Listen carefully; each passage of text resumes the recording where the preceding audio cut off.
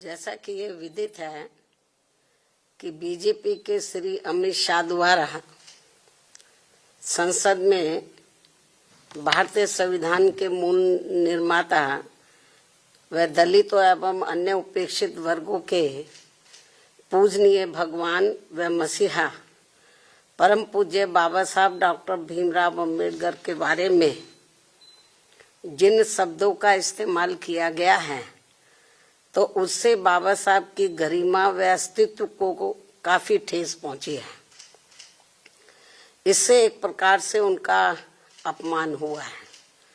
ऐसा हमारी पार्टी का ये मानना है, जिससे अब पूरे देश में इनके अनुयायियों में जबरदस्त गुस्सा व आक्रोश व्याप्त है और ये इनके कहे गए शब्द इनको जल्दी ही वापस ले लेने चाहिए तथा इसके लिए इनको पश्चाताप भी जरूर करना चाहिए, तो ये बेहतर होगा। वरना इनके अनुयायी इस घटना को कभी भी भुला नहीं पाएंगे तथा ना ही इनको कभी माफ कर पाएंगे। जिस प्रकार से बाबा साहब के प्रति कांग्रेस पार्टी के असंख्य रहे गलत कारनामों को इनके अनुयायी अभी तक भी भुला नहीं पाए हैं और ना ही ये कभी कांग्रेस पार्टी को माफ करने वाले हैं, चाहे ये अपने कितने रंग ढंग व चाल आदि भी क्यों ना बदल लें। इतना ही नहीं बल्कि कांग्रेस पार्टी ने बाबा साहब के देहांत के बाद तो इनके नाम को व संविधान निर्माण में रहे इनके अहम योगदान को भी इतिहास के पन्नों से मिटाने की भी पूरी कोशिश की है। हालांकि अपने इस मकसद में ये पार्टी अब तक जरूर कामयाब हो जाती, ये कांग्रेस पार्टी अब तक जरूर कामयाब हो जाती यदि बाबा साहब डॉक्टर भीमराव अम्बेडकर के देहांत के बाद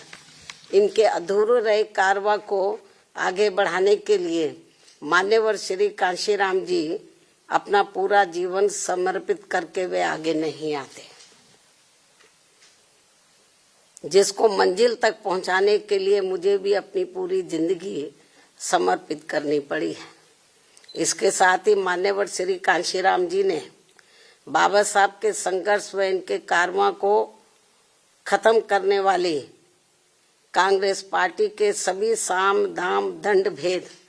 आदि हथकंडों का मुकाबला करके वे उनसे सावधानी बरतते हुए तब फिर बीएसपी का गठन किया है, जिससे अब कांग्रेस बीजेपी व अन्य सभी जातिवादी एवं संकीर्ण मानसिकता रखने वाली पार्टियां किस्म किस्म के हथकंडे इस्तेमाल करके कमजोर करने में लगी है। जबकि यूपी में 4 बार बीएसपी के नेतृत्व में रही सरकार ने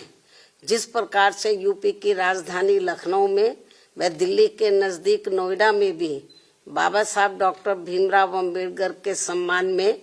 अनेकों भव्य व ऐतिहासिक स्मारक संग्रहालय व स्थल आदि बनाए हैं,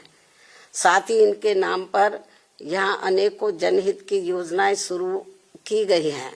नए जिलों के नाम आदि भी रखे गए हैं, जिनमें से बाद में काफी कुछ को समाजवादी पार्टी की सरकार ने बदल भी दिया है, जो इस पार्टी की बाबा साहब के प्रति इनकी नफरत को भी दर्शाता है, जो अब कांग्रेस के साथ मिलकर इनके सम्मान की हवाई बातें कर रहे हैं। इसी प्रकार इन वर्गों से जुड़े अन्य संतों, गुरुओं व महापुरुषों आदि को भी पूरा आदर सम्मान दिया गया है, जिससे अब कांग्रेस व बीजेपी आदि की नींद उड़ी हुई है। ये जो हमने काम किए बाबा साहब के सम्मान में, तो उससे अब बीजेपी व कांग्रेस आदि की नींद उड़ी हुई है, जिनके अनुयायियों के वोटों को लुभाने के लिए, जिनके अब बाबा साहब के जो अनुयायी हैं या अन्य संत गुरु और महापुरुष हुए हैं, उन जो दलित और अन्य पिछड़े वर्ग से ताल्लुक रखते हैं, तो उनके अनुयायियों के वोटों को लुभाने के लिए फिर बीजेपी को भी मजबूर होकर वे अपने दिल पर पत्थर रखकर इनके सम्मान में कुछ कदम भी उठाने पड़े। और अब कांग्रेस पार्टी भी बाबा साहब के दलित व अन्य उपेक्षित वर्गों के वोटों को लुभाने के लिए आए दिन किस्म किस्म की सियासत करने में लगी है। और इसी क्रम में कांग्रेस पार्टी अब इस कोशिश में लगी है कि श्री अमित शाह के मुद्दे पर कुछ न कुछ दलितों का वोट जरूर बटोर लिया जाए।